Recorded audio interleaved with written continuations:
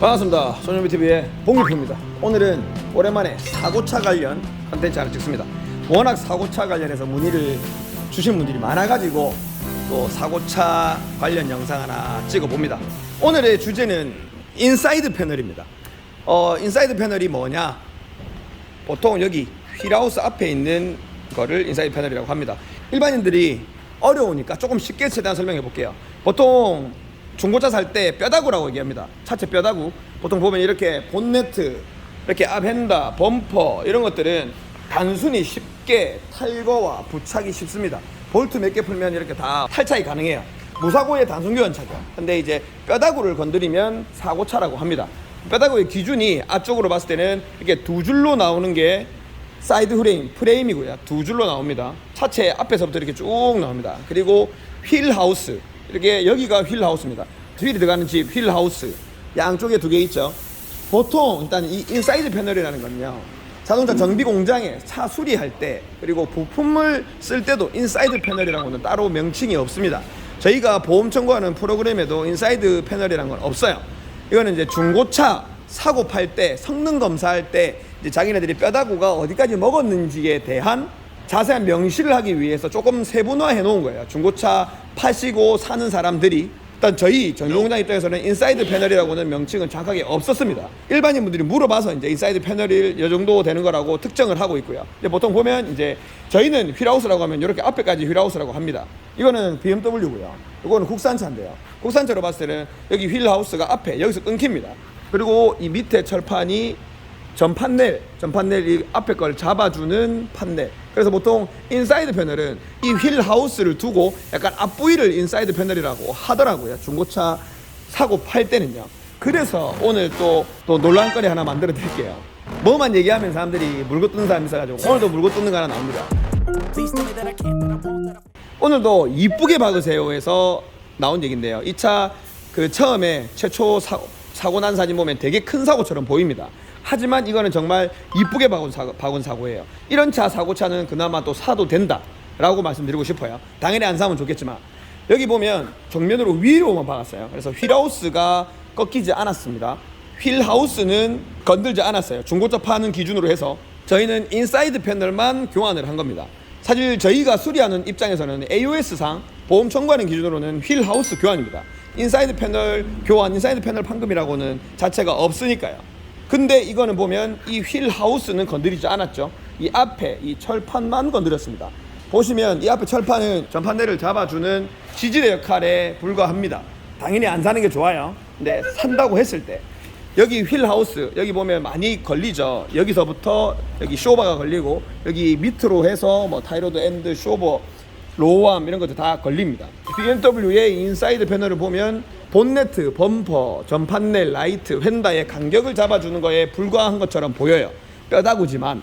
근데 만약에 휠하우스를 세게 쳤다 이렇게 하면 이 휠하우스는 조향을 잡아주는 중요한 서스펜션을 잡아주는 역할이기 때문에 위험하고, 이 프레임은 이제 엔진이나 미션, 휠하우스까지 연결돼 있어서 이 중심을 잡아주는 거기 때문에 이 중심이 흔들리면 이 하체도 이상이 생길 수 있고 엔진 미션도 이상이 생길 수 있다는 거예요. 하지만 그 중에 이 인사이드 패널은 딱 봐도 큰 역할이 없다는 거죠. 이런 게 그나마 좋다는 겁니다. 휠하우스를 만약에 이게 쳐가지고 휠하우스까지 이렇게 쭉 이렇게 뭉개서 휠하우스까지 교환했다 이러면 좀 더 안 좋겠죠. 요 국산차로 왔을 때는 좀 많이 부실해 보이죠. 앞에 인사이드 패널이 사실 여기 보통 여기를 인사이드 패널이라고 하더라고요. 중고차 매매 장사 때. 근데 뭐 이것도 뼈다구라고 얘기하더라고요. 사실 인사이드 패널은 찌그러져도요. 이렇게 보시면 알겠지만 여기 휠하우스 여기 잡아주는 것이랑 관련 없이 이 앞에 전판넬, 본네트, 휀다, 라이트만 이 간격만 잡아주는 역할을 하는 거지 그게 기능적인 역할을 하는 건 크게 없어요. 보시면 여기 인사이드 패널이 되게 약하거든요. 그래서 휀다, 범퍼 조금만 세게 박아도 인사이드 패널은 판금을 할 수 있어요.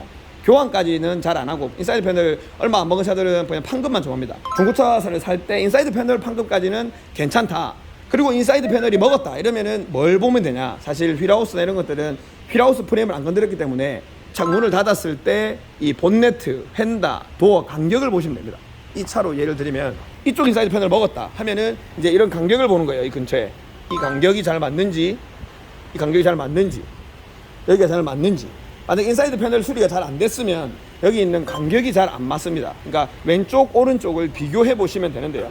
간격만 잘 맞고 이 안에 수리가 잘 됐는지 열어가지고 대충 인사이드 패널은 여기를 위치한 거니까 보이면 여기 안쪽에서 뭐 녹이 부식이 있는지 정도만 보면 되고, 인사이드 패널까지 판금은 그나마 괜찮다고 말씀을 드리고 싶습니다. 그리고 사고차를 사실 때 항상 자동차 365 보면 어떤 공장에서 수리를 했는지 인터넷에 들어가 보고, 아, 이 공장은 먼저 큰 공장이네, 잘하는 공장이네, 잘 못하는 공장이네, 한번 블로그나 이런 것도 확인해 보시고 센터에서 수리했으면 더 좋은 거고요. 그리고 사고차를 사 나오시면 꼭 바로 휠 얼라이먼트를 보십시오. 휠 얼라이먼트가 뭐냐면 이 휠 네 짝이 정상적으로 굴러가는 구조인지 보는 건데, 사고차를 샀는데 휠 얼라이먼트가 안 나왔다 이러면은 여기 안쪽이나 휠하우스나 대칭이 좀 안 맞을 수 있습니다. 휠 얼라이먼트가 안 맞다 이러면 안쪽 수상이 있을 수 있으니까 그런 차는 거르는 게 맞는데, 만약에 사고차를 샀는데 휠 얼라이먼트 잘 맞고 하다 이러면은 그나마 좀 괜찮다라고 보여집니다. 저희는 일단 이거는 판금을 다 끝난 거 아니고 판금하는 중인데요. 판금하고 나서 이제 조금 더 본네트하고 간격 맞춰보고 다 하고 나면 도색도 좀 하고 이렇게 용접한 부분은 방청자까지 다 할 겁니다. 최대한 녹이 안 쓸게요. 오늘은 인사이드 패널 관련된 거였습니다. 휠하우스나 차체 프레임을 건드린 차는, 사고차는 걸으라고 하고 싶습니다. 하지만 이렇게 인사이드 패널 정도는 괜찮다. 인사이드 패널이 이렇게 얇고 조금만 박아도 잘 휘고 한다. 그리고 기능성은 휠하우스나 프레임에 비해서 뼈다구 치고는 제일 적게 사용하는 부위이기 때문에 기능적으로 적은 부위이기 때문에 사도 된다라고 말씀드리고 싶습니다. 안 사는 게 좋겠죠. 당연히 시세보다 싸면 사는 거고요. 휠하우스나 프레임에 관련 없이 인사이드 패널만 이상 있는 차들은 사도 된다라고 말씀드리고 싶습니다.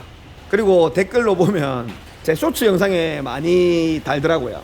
정비하시는 분도 아닌데 조금 뭐 나름 전문가들이 막 댓글을 달아요. 제가 막 피해서 받으세요 시리즈가 있는데, 전손 처리를 이런 차는 안 해도 된다.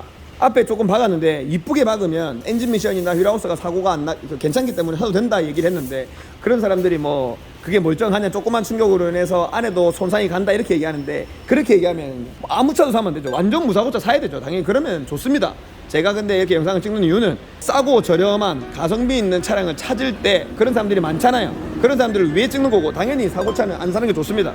안 사는 게 좋아요. 하지만 사신다고 하셨을 때는, 그리고 차주님이 파신다고 하실 때도 이런 지식을 가지고 팔면 중고차 그 좀 나쁜 딜러들, 감가를 많이 하려고 하는 딜러들한테도 이렇게 좋은 지식으로 나열하면서 많이 안 깎일 수 있다고요. 이런 차들은 사고차지만 이쁘게 박은 사고차다 말씀드리고 싶습니다. 그리고 인사이드 패널이라는 용어 자체는 자동차 정비 공장이나 보험 처리 AOS상, 그러니까 보험 처리 업무를 볼 때는 없는 단어고, 중고차 사고 팔 때 편의를 위한 장치이다. 인사이드 패널은 제 말로 그냥 얄팍하다 라고 말씀드릴 수 있습니다. 그리고 신호정비 제가 바쁩니다. 지금도 이렇게 땀 흘리면서 찍고 있죠. 제발 부산 경남권 분들, 저한테 사고 수리하실 분들, 저희 공장에 일을 주실 수 있는 분들만 좀 문의해 주세요. 그래서 제가 유튜브를 찍는 거고요. 제가 신호정비에서 저희 직원들도 많고요. 직원들 가족까지 딸린 식구, 저희 식구까지 하면 진짜 몇십 명을 먹여 살려야 됩니다. 뭐 서울 경기도 분들 저희 공장에 수리를 맡기지 않으실 분한테도 제가 시간을 할애해가지고 상담을 해드릴 시간이 없습니다. 주위에 외신곳 근처에도 고수들이 많습니다. 저는 유튜브를 할 뿐이지 제가 막 다 아는 고수가 아니에요. 그렇기 때문에 주위에 있는 공장의 고수들한테도 물어봐 주시고요. 저 바쁩니다. 제발 부산 경남권 분들, 저한테 수리 맡기실 분들만 전화 주시고, 그 나머지 분들은 댓글로 달아주시면, 제 아시죠? 저는 쇼츠 영상 말고는 댓글 다 달아드립니다. 그러니까 댓글로 하시고 전화나 문자는 부산 경남권 저한테 수리하실 수 있는 분들만 전화 주십시오. 감사합니다. 이것도 다 먹고 살기 위한 방법입니다. 우리 식구들 책임져야죠. 감사합니다. 프로미TV의 홍 대표였습니다. 끝.